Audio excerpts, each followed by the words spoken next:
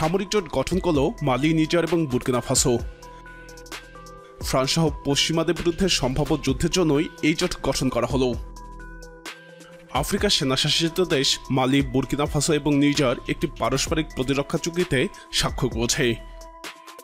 সাহেল অঞ্চলের এই তিনটি দেশ সশস্ত্র বিদ্রোহ এবং বহিরাগত আগ্রাসনের সম্ভাব্য হুমকির বিরুদ্ধে একে অপরকে সাহায্য করার লক্ষ্যেই এই প্রতিরক্ষা জোট গঠন করেছে।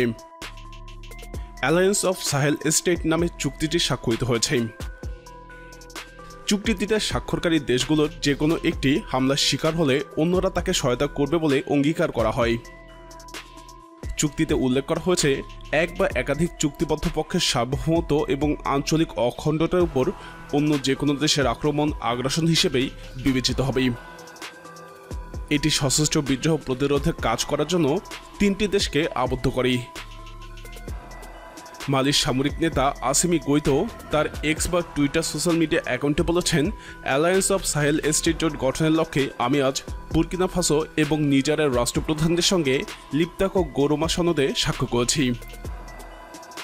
একটি সম্মিলিত প্রতিরক্ষা এবং পারস্পরিক সহায়তা কাঠামো প্রতিষ্ঠার লক্ষ্যে এই জোট গঠন করা হয়েছে।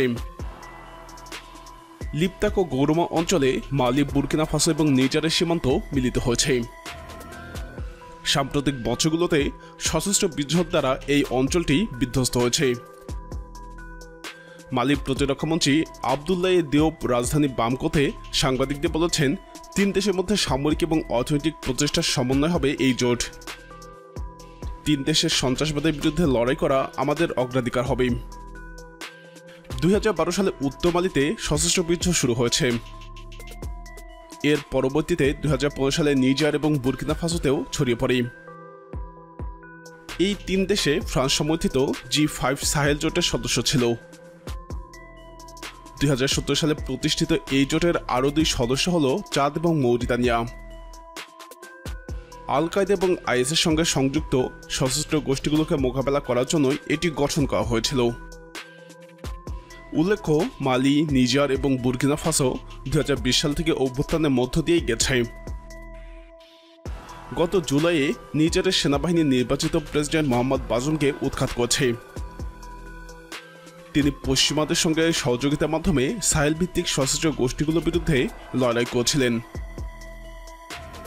চুক্তি স্বাক্ষরের আগে মালি, বুর্কিনা ফাসো ঘোষণা করেছিল, নিজারের বিরুদ্ধে যে কোনো হামলাকে এই তিন দেশের বিরুদ্ধে যুদ্ধ ঘোষণা বলে গণ্য করা হবে। গত 26শে জুলাই নিজারের ফ্রান্সপন্থী প্রেসিডেন্ট মোহাম্মদ বাজুমকে ক্ষমতাচ্যুত করে সেনাবাহিনী ক্ষমতা গ্রহণ করার পর প্রতিবেশী দেশগুলো জোট ইকোয়াস দেশটিতে হামলা চালানোর হুমকি দিয়েছিল। ওই হুমকির জবাবে পাল্টা হুঁশিয়ারি দিয়েছিল মালি এবং বুর্কিনা ফাসো। নিজারের সর্বশেষ অভ্যুত্থান দেশ তিনটির সম্পর্ক আরও দৃঢ় করেছে। সেই সাথে পশ্চিম আফ্রিকান দেশগুলো আঞ্চলিক অর্থনৈতিক ব্লকের দেশগুলোর সঙ্গে সম্পর্কের অবনতি ঘটিয়েছে। আফ্রিকান দেশগুলোর আঞ্চলিক অর্থনৈতিক জোট ইকোয়াস সাংবিধানিক শাসন পুনরুদ্ধার করতে নিজারের শক্তি প্রয়োগের হুমকি দিয়েছিল। ওই সময় মালি এবং বুর্কিনা ফাসো সামরিক প্রয়োজনে নিজারের সাহায্যে এগিয়ে আসার ঘোষণা দিয়েছিল। সাহেল প্রতিরক্ষা চুক্তি অনুসারে জোটভুক্ত তিন দেশের কোনো একটির উপর আক্রমণ পুরো জোটের উপর আক্রমণ বলে বিবেচিত হবে। চুক্তিতে বলা হয়, চুক্তিবদ্ধ এক বা একাধিক দেশের সার্বভৌমত্ব এবং আঞ্চলিক অখণ্ডতার উপর যে কোনো আক্রমণ অন্যান্য পক্ষের বিরুদ্ধে আগ্রাসন বলে বিবেচিত হবে।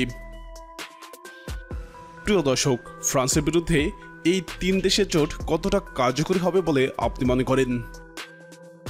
আপনার মতামত কমেন্টে জানান। এরকম আরও ভিডিও পেতে আমাদের চ্যানেলটি সাবস্ক্রাইব করে আমাদের সাথে থাকুন।